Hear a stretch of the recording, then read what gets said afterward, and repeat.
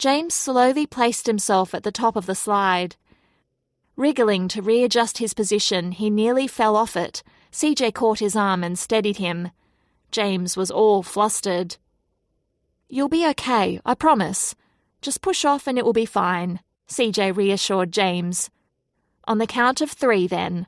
1, 2, 3, go." "Whoa!" James yelled as he too slid all the way down. CJ smiled, waited a minute, then jumped down next. The landing was as soft as CJ promised, like a pile of the softest pillows. They had all been transported from one cloud to the next successfully. "Thanks for your help, CJ," James said as they crawled out. "Ever since I fell off the top of a slide when I was 4, I've not been all that keen on rides," he shared. Billy asked about the other gates. One had "Emergency Services Only" written on it. "So that's for police and ambulance?" "And lifesavers," Floss answered. "Lifesavers?" Billy was surprised. He noticed a lot of activity near the edge of the cloud. He was curious and walked towards it.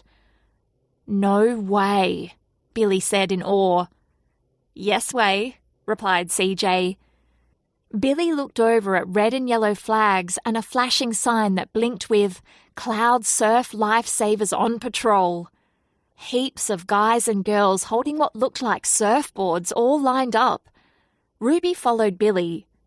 They got closer and saw the most amazing sight. Surfers were standing on their boards on the edge of the cloud, then dropping over onto wave clouds. The clouds acted like ocean waves, rising up, rolling out, then crashing. "I've seen these in the sky. Kelvin Helmholtz clouds that looked like waves. Cool as." Billy was so pumped and full of excitement. It looked like a coastline in the sky with huge curling waves of white and blue-grey. "We call them wave or billow clouds. They are formed when 2 air currents of varying speeds meet in the atmosphere," CJ informed them.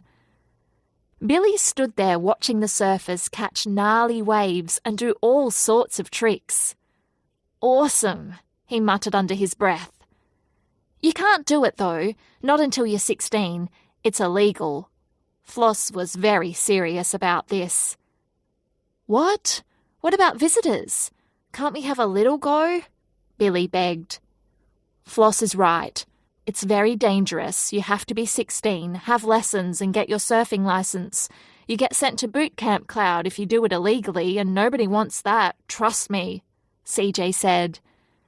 "Dan and CJ went surfing and they nearly died," Floss blurted out. CJ held his hand up, stopping her. "No, Floss. We have to hurry or we won't have enough time at Animal Cloud. It's this way." CJ rushed off and they all followed. "What happened, CJ? How old is Dan?" Billy asked. "I don't really want to talk about it right now. It was full on. Maybe later, okay?" CJ said. Billy was bursting to ask more about Dan and CJ nearly dying. He knew CJ wasn't old enough. Billy really wanted to try cloud surfing, but he could tell CJ meant what he said.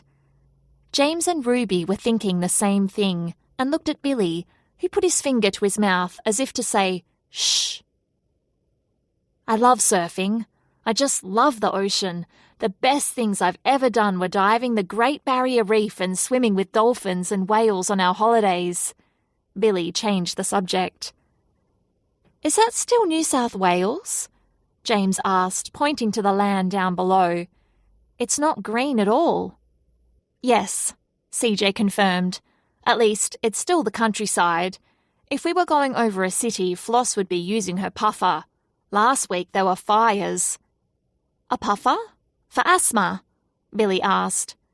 "Yeah, the pollution over the cities and bushfires makes some of us crook. Floss gets it pretty bad," CJ said. "Dad says the Cloud Cell Council is in talk with ground control about it. Something to do with using renewable energy and electric cars, doing what's better for our air."